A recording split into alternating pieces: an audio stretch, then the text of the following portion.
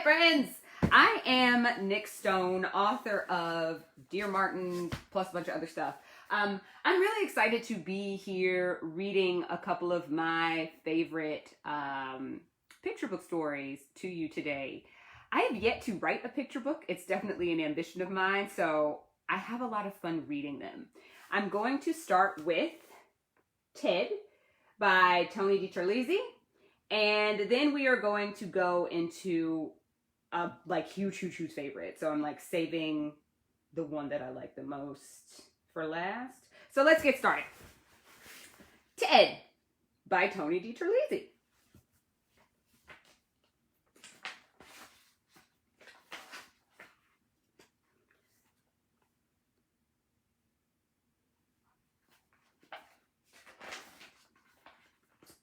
The party. Ted blew into my house one Saturday morning. He didn't even knock. I was eating cereal, and as usual, my father was busy in his study. "Hello, birthday boy," Ted bellowed. "Where are the raspberries?" "Sorry," I said. "You have the wrong house. My birthday was last week." "Oh," he frowned, then smiled a smug smile. "I'm Ted, and raspberries are my favorite food. They help keep me pinkish purply. Do you have any?" He looked harmless enough, so I found him some raspberries and sat down to finish my cereal. "So what's next, birthday boy?" asked Ted.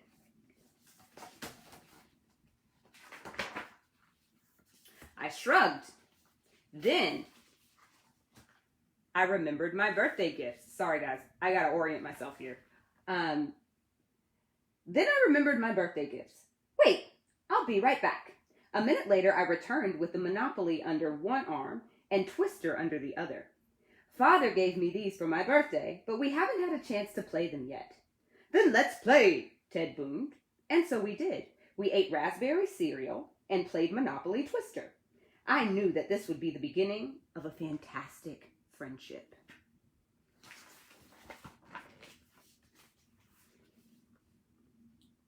When I told Father about Ted, he gave me one of his funny looks. "An imaginary friend, huh? I had one of those back when I was your age. Just try not to get into trouble." Shave and a haircut. A few days later, I asked Father to take us to the movies. Ted thought I should look my best. "First things first, take your bath and I'll give you a shave and a haircut." "But kids my age don't shave." "Didn't you just have a birthday?" Ted asked. That's right. Boy, Ted was a genius.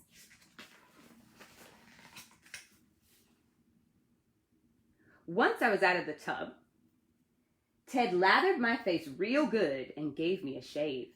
Then he glued bits of toilet paper to my face. "What are those?" I asked. "Tissue plugs," Ted answered. "They'll keep your beard from going back." Oh, so that's why Father does it.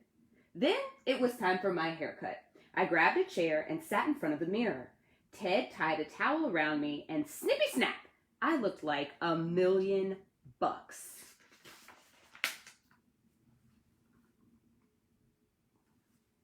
But Father didn't think so. How could you do this?" he asked.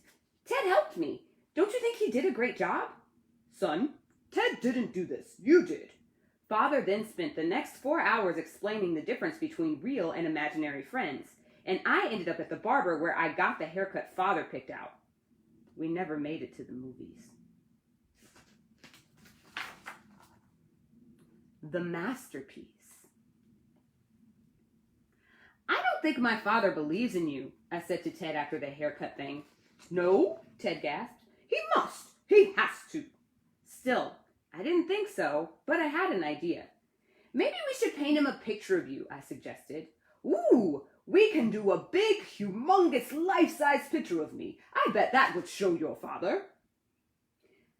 "But what do we do it on?" I asked. I didn't have any paper, and that was as humongous. I didn't have any paper that was as humongous as Ted.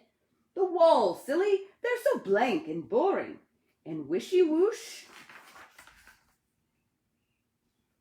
it was a masterpiece. Look at Ted.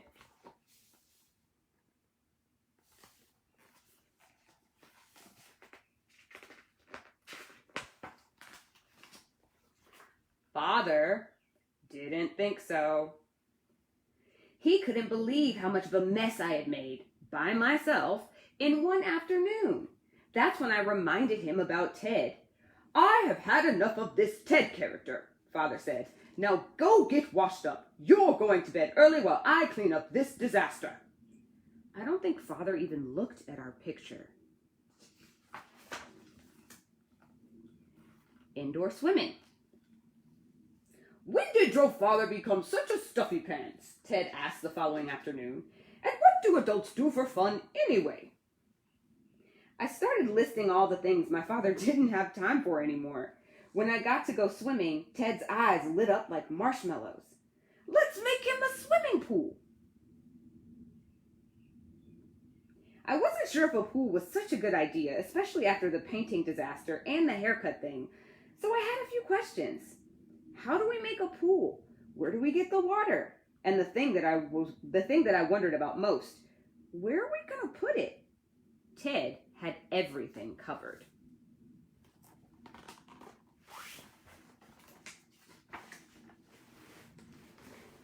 It's easy, Ted explained. We use the garden hose. Bring it in through the window, and splishy splosh. We could even put it in your father's study. An indoor swimming pool. Bet we'd be the only house on the whole block to have an indoor swimming pool. I held the hose. Ted turned on the water. Father's gonna love this. He didn't.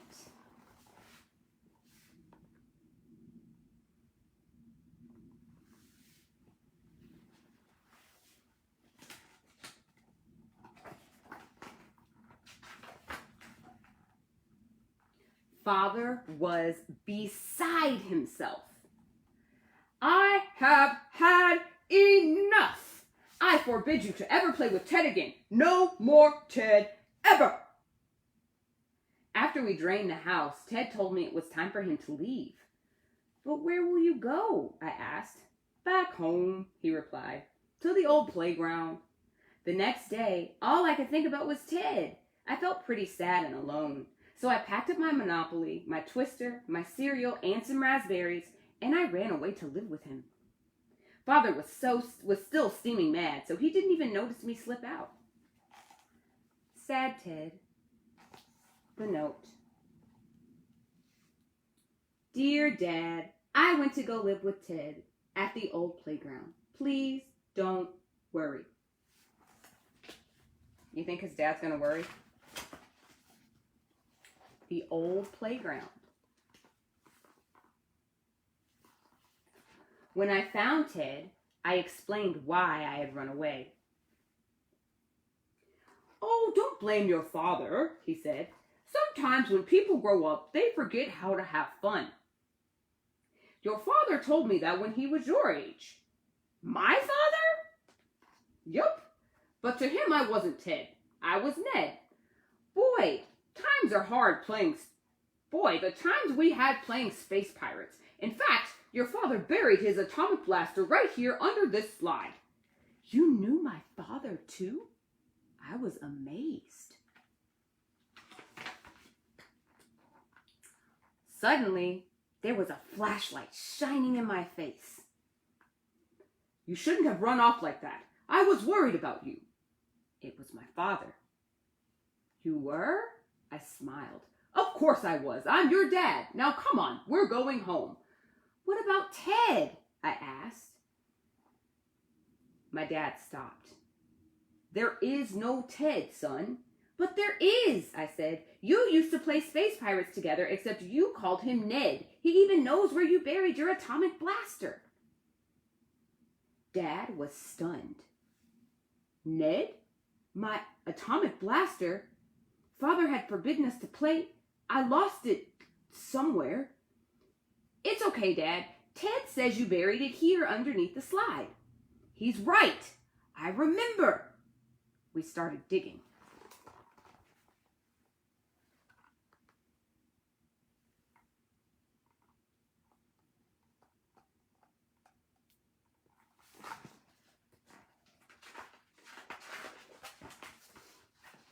And there it was. A bit rusty in spots, but it still lit up in Dad's face. It still lit up Dad's face. The atomic blaster had been found. Dad gave me a great big hug, then looked right at Ted. Ned, it's so good to see my raspberry-loving pal again, Dad grinned. Then Dad looked at me. Have I ever shown you how to play Space Pirates? No, I grinned. Then can we play Monopoly Twister?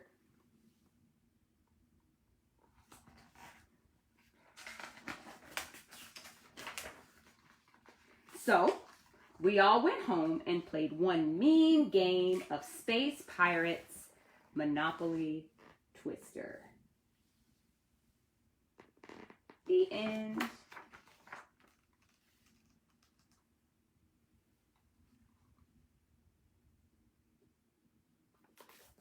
We all need a Ted, friends. Hold your Teds tightly. All right, next I'm going to be reading a story from Her Stories by Virginia Hamilton. This is a book of African American folk tales and fairy tales and true tales, and it felt really important to read from this right now. So I'm going to read my favorite story from this, which is called Mary Bell and the Mermaid. This one, there's only a few pictures, so like, I'm going to stop almost breaking my brain trying to figure out the orientation here, and I'm just going to read this, and I'll hold up the one picture that's in this story. So, this is Mary Bell and the Mermaid. Mary Bell was the only daughter. Her mother and father treated her well. Yes, they all lived on life's pleasant shore. But what happened? The mother got ill, and she died. And it was not long before the father married again. The woman he married had 2 daughters, named of Bethla and Sadie. The girls treated Mary Bell, like she didn't belong to anybody. Yes, and they treated her like she wasn't even a speck of dirt. Mary Bell felt so bad all the time, she'd run off to the river. She would just stand on the bank and cry. One day there came this thing out of the water. It rose up way high on what looked like its tail. What in the world are you? Asked Mary Bell.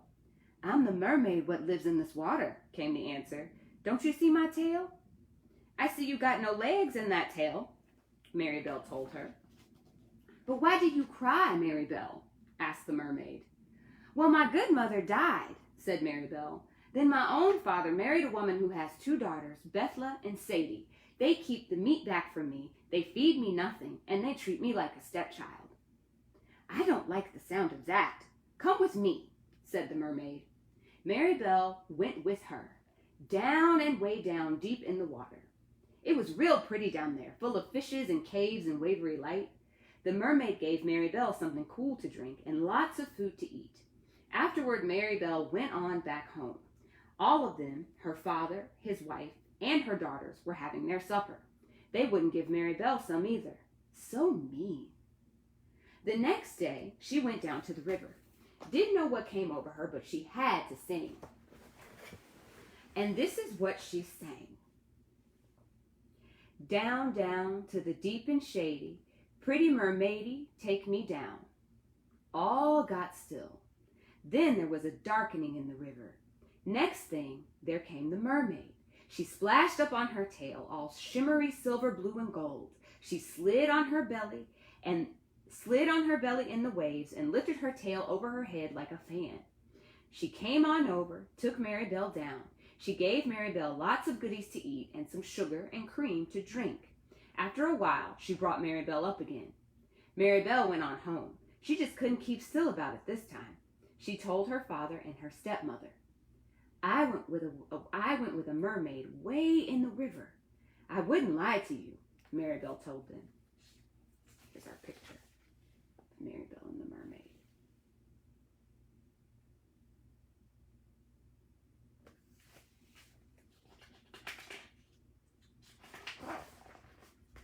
the next day, when the sun was going up in the sky, all of them went down to the river. So this time, her father sang, "Mary Bell's been down, pretty mermaidy, take me down, down, down." "That's not the way to do it," says Bethla. "Here, let me sing." She sang, "Mary Bell's been, Daddy wants to go, pretty mermaidy, take me down, down." They waited a minute. Nothing darkened in the river. Nothing rose up. The youngest, Sadie, said, "Let me do it. Let me sing." Sang, "Mary Bell's been down. Daddy can't. Bethla wants to go. Down, down to the deep and shady. Pretty mermaidy, take me down." Suddenly, there was a way darkening in the middle of the river. The mermaid came up. It was something about the youngest voice. Mermaid slid on her belly and came to them on a wave. Her tail was up over her head. It was all sparkly wet and golden. She wiggled it and beckoned them to come to her. The father, he had a gun. He took it out and shot the poor mermaid through her tail. She shrieked. He shot her again.